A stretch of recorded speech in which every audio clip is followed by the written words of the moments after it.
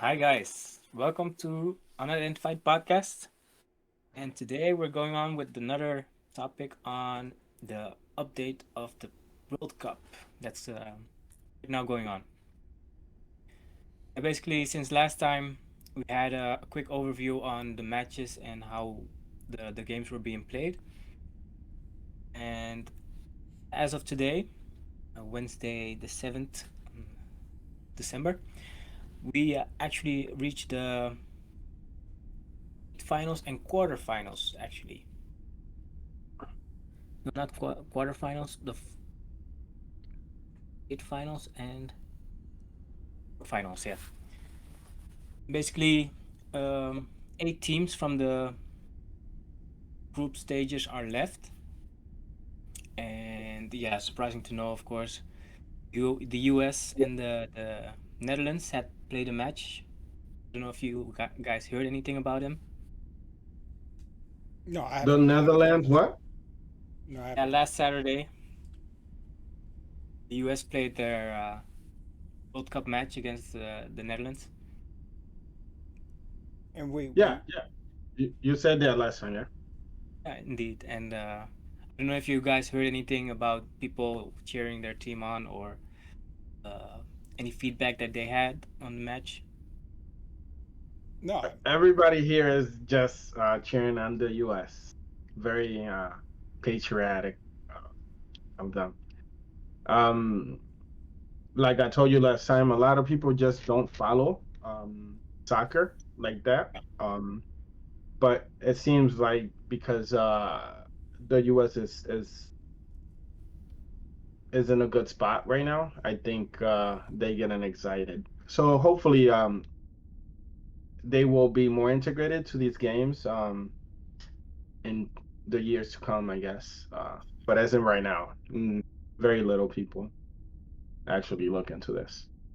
Yeah, you told me last time that already, and indeed, yeah, the matchup with Holland came, and yeah, this past Saturday, basically, yeah, that meant for this time that the last match was being played, since it was a 3-1 win by Holland, and yeah, they got knocked out of the finals. So had a good match, but yeah, it was it wasn't as tight as it could have been because of yeah one early goal, and after that, When thought you you get a little bit more conserved. when you say tight, you're talking about as in gameplay or score. Like the Gameplay. team gameplay wasn't like on point. People were dropping the ball and stuff. Yeah, it wasn't. USA was trying, but they didn't manage to get through as much as they could have. I see. So yeah, and then basically it made for a quite business-like matchup. Sure, like the Holland came and they just the victory as easy as they could with a lot of defending, of course, Hmm.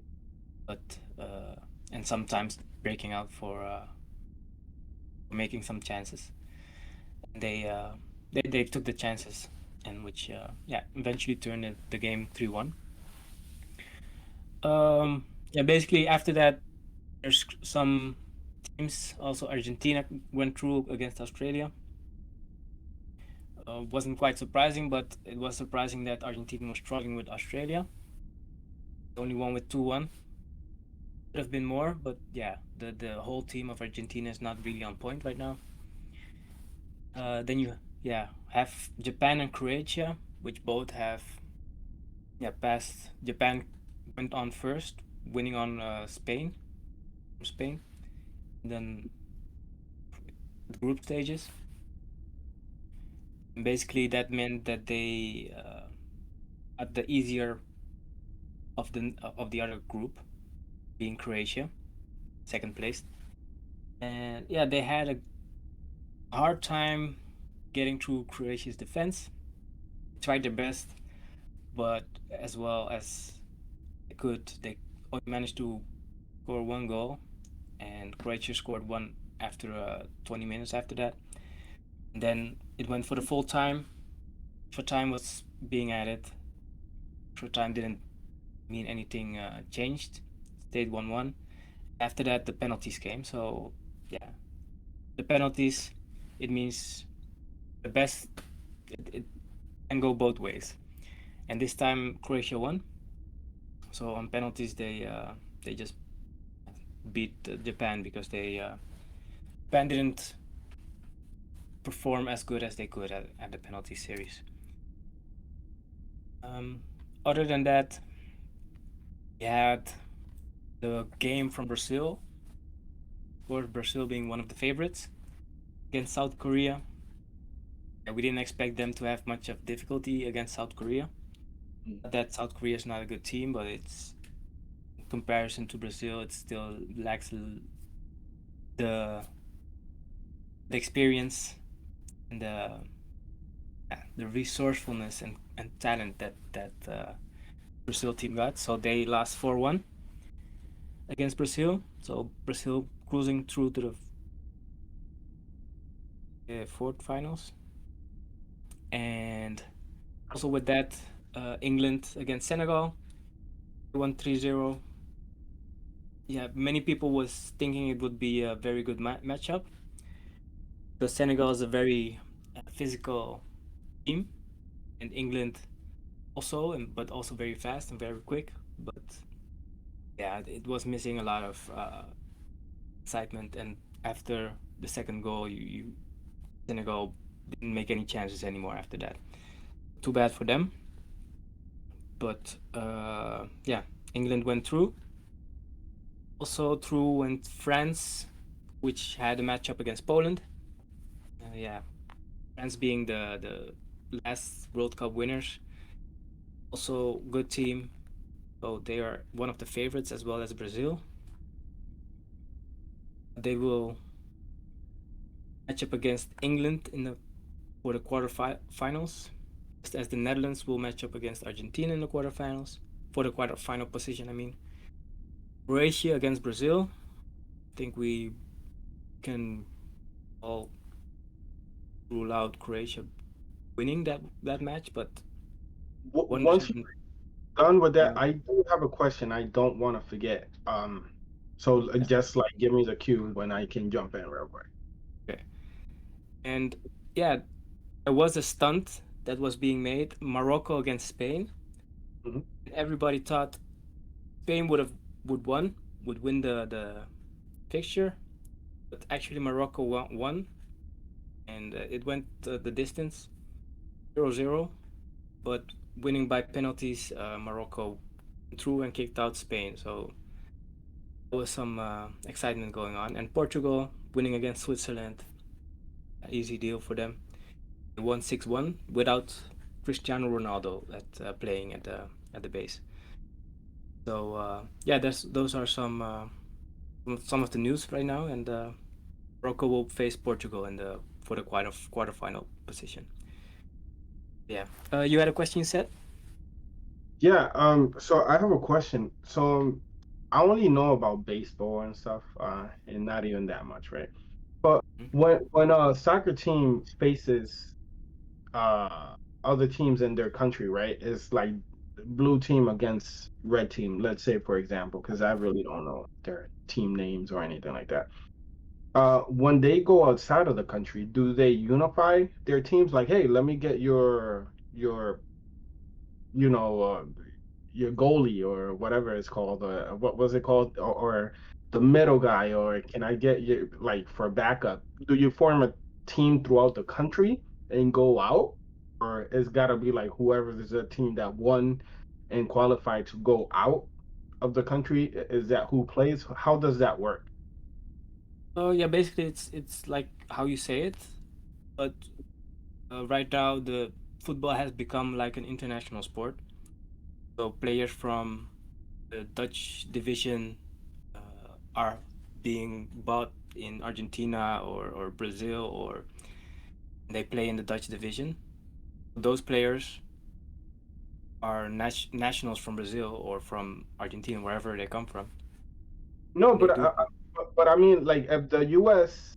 has six teams, let's say, and it goes down to two teams, and then the final is blue and the red wins. Does the red recruit people from all the U.S.? Is that valid?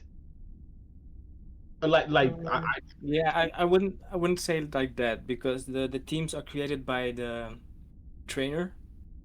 Actually, scouts players based on their performance and how they have. so once the team is solid, that's what goes out of the country, right? Once it Because it happened before where Dominican Republic went against Puerto Rico, right?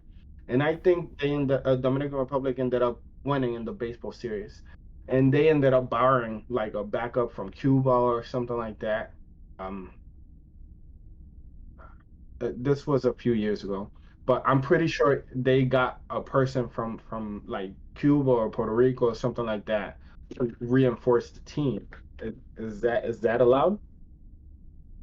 um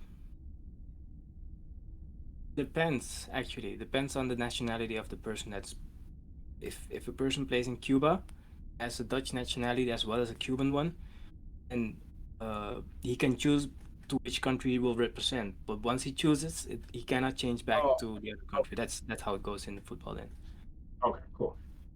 All right. but I was just yeah, wondering. overall, when you pick a country to represent, that's the country you represent for going on forward.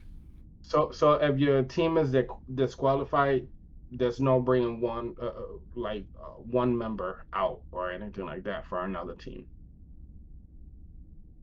Again, what's your question? Sorry. So once the red team gets disqualified, there's no like picking a person from that team or anything like that.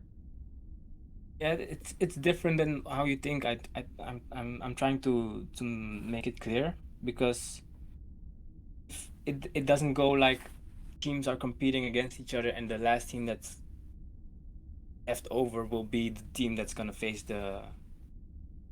That the okay. other teams, the other countries.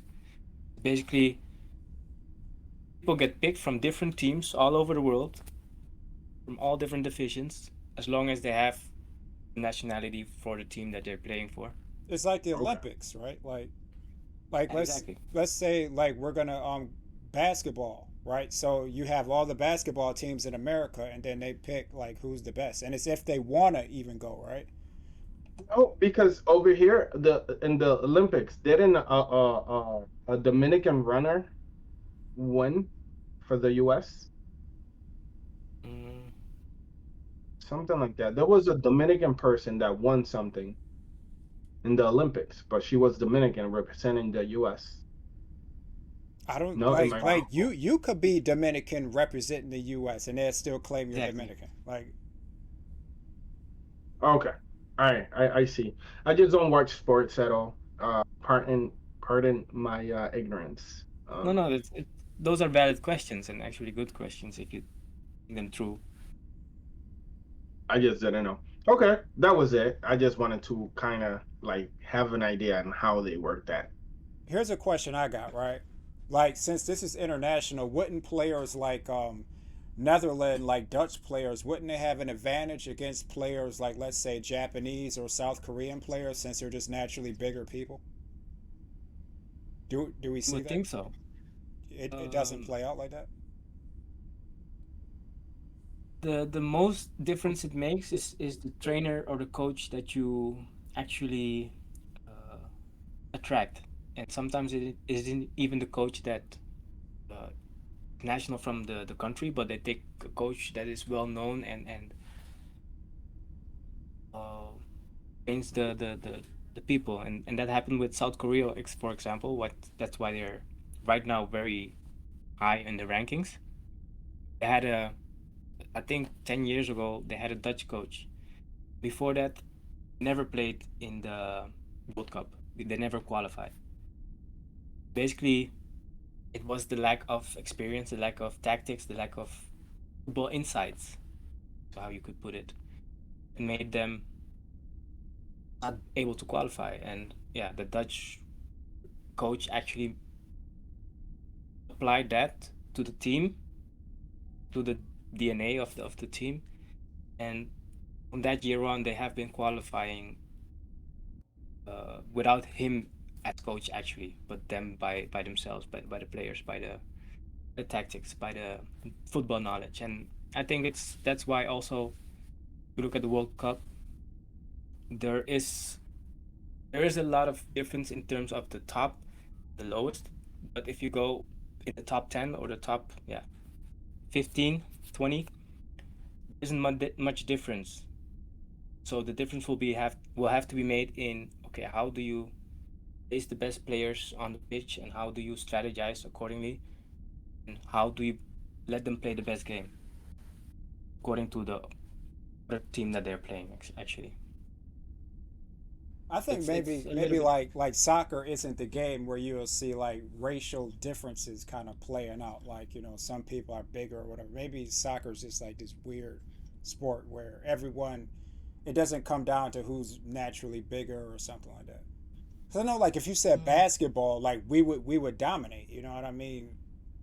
Or like a Japanese team would never beat us. Like it's impossible. no, that's true, but you have some Chinese players and that's Japanese, but Chinese players that are also up there in the top and also very high, very tall. I think there's a Chinese player that's very, I don't know his name, but He played basketball. He used to play basketball. I think he still plays basketball, or he used to play basketball. What's his name? Yao Ming or Yeah, something I like that. know who you're talking about. I don't know his name, but I know who you're talking about. Did you He say did it?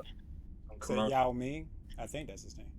I could. Probably. I don't know exactly which one, but you can see if you train for it, if you go for it, and of course the length also plays a role, and that's in most African countries have big guys and muscular guys and very athletic guys, so that plays a role. But yeah, once you are on the pitch, it also means that some other skills are maybe less Yeah, because I developed. would think like the African teams, like since like Africans are like the biggest and fastest and strongest, and we're just like physically superior to everybody, then we should be just winning. In those terms, you can say it could be true, but at the same time, it I doesn't guess really play out on the pitch. I'm And just playing. but It ain't gonna happen. the former world champions, the France team, uh, winning the French Cup, I think they had, of course, French nationals, but were all most of them were black. But I think three players that were of Caucasian descendant or something, or European descendant. That shows that if you put in the culture, put in the work, black people, then you probably will have some advantage. All right, that's Yeah, it. Angel, it definitely plays a role. got anything, What? or are we good here? No, that would be it. I asked what I had to ask. That was clarified for the most part. Thank you, Nigga. And that was our update for the World Cup. If you don't have anything else, Yeah, that's it. I hope Morocco and Portugal, Morocco goes through, and from the other fixtures, yeah, Brazil. I hope Netherlands wins from Argentina, and I hope it's gonna be a good matchup between England and France. But we'll see back in the next episode how that plays out, and I will give you an update by then. So thank you for watching this episode, and see you on the next. so what's up?